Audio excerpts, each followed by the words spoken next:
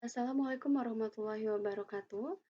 Sebelumnya, saya Iis Andrianingsih dari kelompok 3 akan mempresentasikan materi pertemuan kelima yang akan dibantu oleh rekan saya. Ini ada Iis Aisyah dan Monika Nadasari. Untuk ruang lingkup filsafat ilmu atau yang ingin dibahas, ini yang pertama ada pengertian filsafat ilmu, kemudian yang kedua ada objek filsafat ilmu, yang ketiga lingkup filsafat ilmu menurut para filsuf, yang keempat problema filsafat ilmu, dan yang kelima manfaat belajar filsafat ilmu. Untuk yang pertama di sini ada pengertian filsafat ilmu. Untuk filsafat merupakan cara berpikir yang kompleks, suatu pandangan atau teori yang sering tidak bertujuan praktis tetapi teoretis. Kemudian untuk ilmu sendiri adalah pengetahuan yang disusun dalam suatu sistem yang berasal dari pengamatan, studi, dan percobaan untuk menentukan hakikat prinsip tentang hal yang sedang dikaji. Sehingga dapat disimpulkan untuk filsafat ilmu adalah dua kata yang terpisah tapi saling terkait, di mana filsafat sebagai proses berpikir yang sistematis dan radikal, sehingga filsafat ilmu adalah segenap pemikiran yang reflektif terhadap persoalan-persoalan mengenai segala hal yang menyangkut landasan ilmu maupun hubungan ilmu dengan segala segi dari kehidupan manusia. Selanjutnya, objek filsafat ilmu. Filsafat sebagai kegiatan pikir murni manusia menyelidiki objek yang tidak terbatas.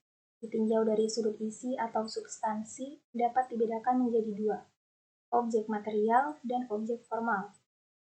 Objek material merupakan bahan yang menjadi tinjauan, penelitian, atau pembentukan pengetahuan itu atau hal yang diselidiki, dipandang, atau disorot oleh suatu disiplin ilmu yang mencakup apa saja, baik hal-hal yang konkret ataupun yang abstrak. Jadi objek material merupakan suatu pokok bahasan atau materi yang menjadi objek penyelidikan. Selanjutnya objek formal merupakan suatu sudut pandang yang ditujukan pada bahan dari penelitian atau pembentukan pengetahuan, atau sudut dari mana objek material itu disorot. Jadi untuk objek formal lebih kepada pendekatan untuk memahami objek material. Lingkup filsafat ilmu menurut para filsuf. Peter Engels. Menurut filsuf ini, filsafat ilmu mempunyai 4 bidang konsentrasi. Yang pertama, telaah mengenai berbagai konsep, praanggapan, dan metode ilmu. Berikut analisis, perluasan, dan penyusunannya untuk memperoleh pengetahuan yang lebih cermat. Yang kedua, telaah dan pembenaran mengenai proses penalaran dalam ilmu berikut struktur perlambangnya. Yang ketiga, telaah mengenai korelasi di antara berbagai ilmu. Dan yang keempat, telaah mengenai akibat pengetahuan ilmiah bagi hal-hal yang berkaitan dengan penerapan dan pemahaman manusia. Yang selanjutnya ada Cornelius Benjamin. Filsuf ini membagi pokok soal filsafat dalam 4 bidang berikut. Ada logika ilmu yang berlawanan dengan epistemologi ilmu, lalu filsafat ilmu kealaman yang berlawanan dengan filsafat ilmu kemanusiaan, dan yang ketiga filsafat ilmu yang berlawanan dengan telaah masalah filsafati dari sesuatu ilmu khusus, dan yang terakhir filsafat ilmu yang berlawanan dengan sejarah ilmu. Lalu menurut Israel Schefter, lingkup filsafat ilmu dibagi menjadi 3 bidang, yaitu peranan ilmu dalam masyarakat, dunia sebagaimana digambarkan oleh ilmu, dan landasan-landasan ilmu. Dan yang terakhir ada Ernest Nagel. Dari hasil penyelidikannya, filsuf ini menyimpulkan bahwa filsafat ilmu mencakup 3 bidang luas. Yang pertama, pola logis yang ditujukan oleh penjelasan ilmu.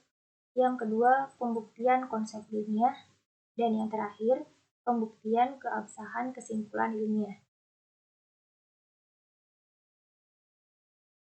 Baik, untuk selanjutnya di sini problema filsafat ilmu. Problema yang terkandung di dalam filsafat ilmu diantaranya adalah yang pertama problema epistemologis. Problema ini membahas tentang teori pengetahuan yang bersifat sesuai dengan kenyataan yang telah ada. Kemudian problema metodologis. Problema ini membicarakan tentang sebuah metode atau cara apa saja yang telah kita lakukan dalam mencari atau memperoleh suatu ilmu pengetahuan. Kemudian yang ketiga, problema metafisis. Problema ini membicarakan tentang segala sesuatu yang berkenaan dengan alam, namun sifatnya tidak nampak. Misalnya, kita pasti pernah memikirkan bagaimana Tuhan kita menciptakan segala sesuatu yang ada di muka bumi ini. Hal semacam ini pula yang pernah dipikirkan oleh seorang ahli filsafat yang bernama Thales. Kemudian yang keempat, ada problema logika. Problema ini berkenaan dengan cara kita memproses atau mengartikan suatu ilmu pengetahuan yang dilakukan secara sadar, sehingga kita bisa mendapatkan suatu kesimpulan yang pasti atau benar.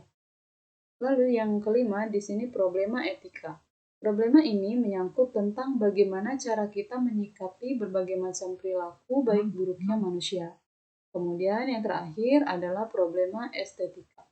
Problema ini membicarakan tentang berbagai macam bentuk keindahan yang memerlukan indera penglihatan manusia sebagai alat utamanya, sehingga kita bisa mengapresiasikan sebuah karya seni dengan baik. Lalu selanjutnya untuk manfaat dari filsafat ilmu. Mempelajari filsafat ilmu dapat memberikan manfaat untuk kita antara lain sebagai sarana pengujian penalaran ilmiah sehingga menjadi kritis terhadap kegiatan ilmiah. Kemudian merupakan metode atau merefleksi, menguji, mengkritisi, dan membiarkan asumsi keilmuan. Memberikan asumsi keilmuan. Kemudian selanjutnya memberikan pendasaran logis terhadap metode keilmuan. Lalu tidak terjebak dalam budaya arogansi intelektual. Kemudian kritis terhadap aktivitas ilmu keilmuan. Lalu merefleksi, menguji, mengkritik asumsi dan metode ilmu terus-menerus sehingga ilmuwan tetap bermain dalam koridor yang benar atau metode dan struktur ilmu. Selanjutnya, mempertanggungjawabkan metode keilmuan secara logis rasional. Kemudian, memecahkan masalah keilmuan secara cerdas dan valid. Dan filsafat ilmu itu bisa memberikan keberanian kepada kita untuk bisa menyampaikan pendapat dengan baik dan mengajarkan kita untuk berpikir kritis dan logis, juga melatih kita untuk selalu berpikir positive thinking dalam berbagai hal. Cukup sekian penjelasan dari kelompok kami. Mohon maaf atas segala kekurangannya. Kami akhiri. Wassalamualaikum warahmatullahi wabarakatuh. Terima kasih.